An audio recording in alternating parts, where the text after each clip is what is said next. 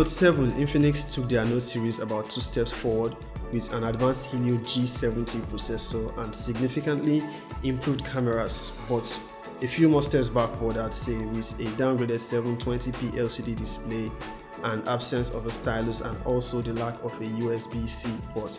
What is up guys, Easy here and welcome to the channel. I've been using the Infinix Note 7 for a little over a week and you just saw the unboxing at the start of this video. I got it on pre-order and this is the base model, 4GB of RAM and 64GB of storage. This is my detailed review and I'm going to leave timestamps in the description. On pre-order I got this 10,000 mAh power bank as a gift which I'll be giving to one of you, so stick around. Towards the end of the video I'm going to put instructions on how to win this power bank.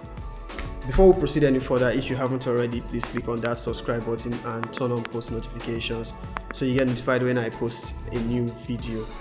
So the Infinix Note 7 is an upgrade to the Note 6 with significant performance and design improvements, but a few downgrades, most notable being the absence of the X Pen, which could be largely attributed to the bugs reported by most of the Infinix Note 6 users. Who knows, we might see an Infinix Note 7 Pro later this year. To the visible features of the device, there is a circular quad camera bump at the back which is easily noticeable. To the right side of the Infinix Note 7 we have the volume rocker keys and the power button, which also doubles as the fingerprint scanner for easy unlocking. It has disadvantages which we are going to look into later. To the bottom of the device we have one of dual stereo speakers, micro USB port, mic and headphone jack. On the left side we have a dual nano SIM card tray with support for micro SD card. The top of the device is plain, no ports.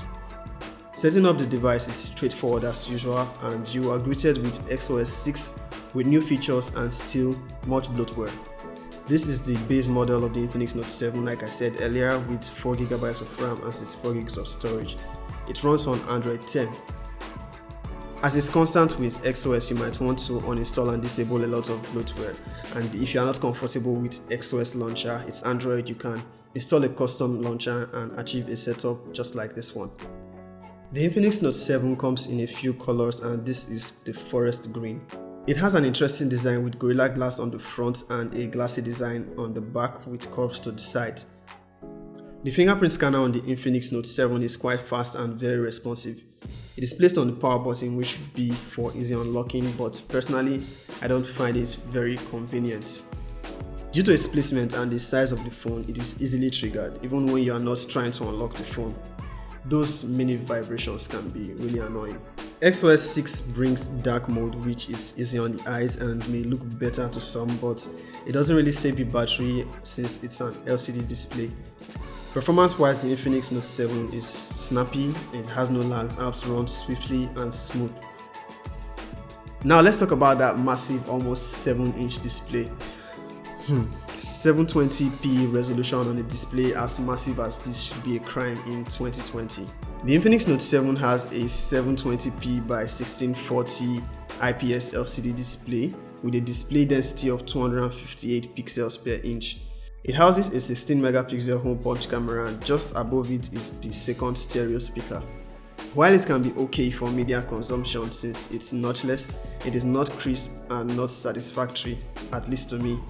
Permission boxes come out huge and looks like something from a phone of 2012. However, you can reduce the font size to the smallest so it's a bit better, but still 1080p would have been perfect. One-handed use on this device is almost impossible unless you have really huge hands. A stylus would have made it easier. I mean, it's called a Note for a reason. Here is a summary of the specifications.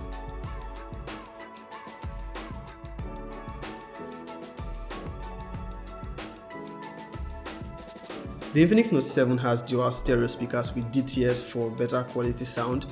Here is what it sounds like.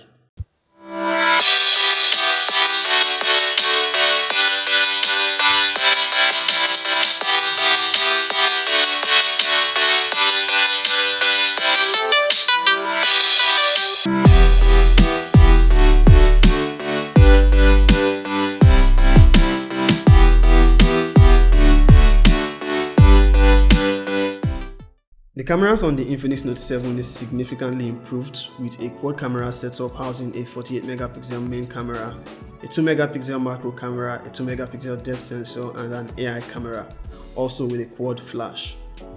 Photos are impressive with good dynamic range.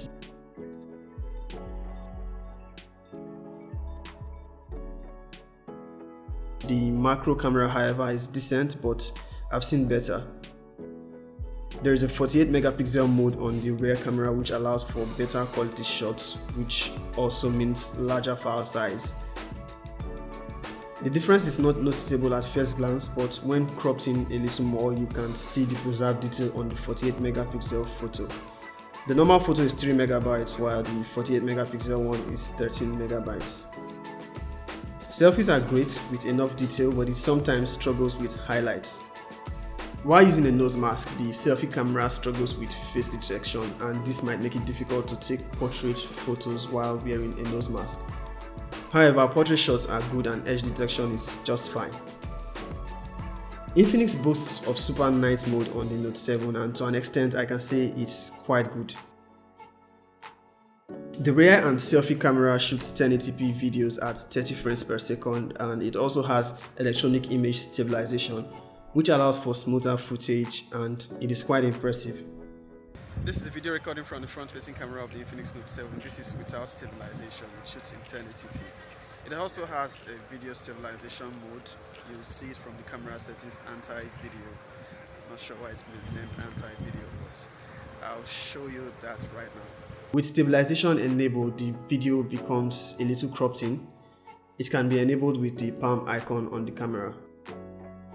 This is video recording from the front-facing camera of the Infinix Note 7 with anti-video on.